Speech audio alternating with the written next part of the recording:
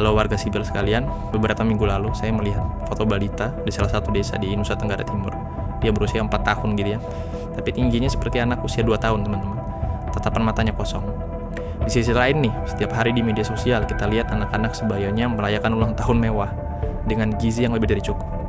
Pertanyaannya adalah, kenapa di negara agraris dan maritim yang kaya raya Indonesia ini masih ada jurang serebar itu antara anak yang gizinya berlebih dan anak yang masa depannya tercuri bahkan sebelum ia bisa berlari. Jadi ini bukan soal takdir teman-teman, ini adalah kegagalan sistematis. Data Kementerian Kesehatan menunjukkan 1 dari 5 balita di Indonesia mengalami stunting. Ini bukan angka statistik, ini adalah 5 juta calon penerus bangsa yang mesinnya kita paksa berjalan dengan bahan bakar yang salah. Karena selama ini kita salah besar dalam memerangi stunting. Program kita selama ini terlalu banyak seremoni, terlalu sibuk, dan tidak tajam. Kita membagi-bagikan biskuit dan bubur generik, berharap masalah selesai. Ini seperti mencoba memadamkan kebakaran hutan dengan pistol air. Lupakan semua itu, solusinya sebenarnya jauh lebih sederhana teman-teman, dan lebih efektif. Itu ada 2 amunisi yang harus kita tembakkan gitu ya, secara presisi. Pertama yaitu amunisi pencegahan. Fokus pada satu hal, yaitu protein hewani.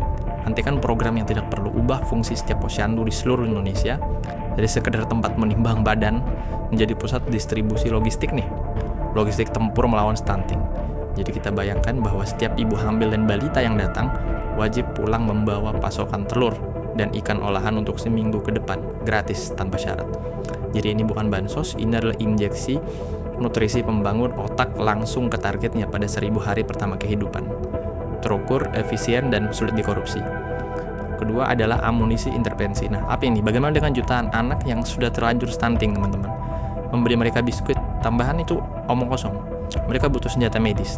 Namanya PKMK, pangan olahan untuk kondisi medis khusus. Jadi ini bukan sekedar makanan biasa, ini adalah formula padat kalori, protein, dan mikronutrien yang dirancang dokter untuk mengejar ketertinggalan tubuh nih, tumbuh kembang secara agresif si bayi-bayi stunting ini. Nah, negara harus memproduksinya secara massal, menjadikan yang gratis dan bisa diresepkan di setiap puskesmas seperti obat. Dan dengan memahami 2 langkah konkret ini, kita berhenti melihat stunting sebagai masalah yang rumit teman-teman dan tak terselesaikan. Kita mulai melihatnya sebagai masalah teknis nih, yang solusinya ada di depan mata. Dan ini bukan lagi soal kasihan, ini adalah soal logika.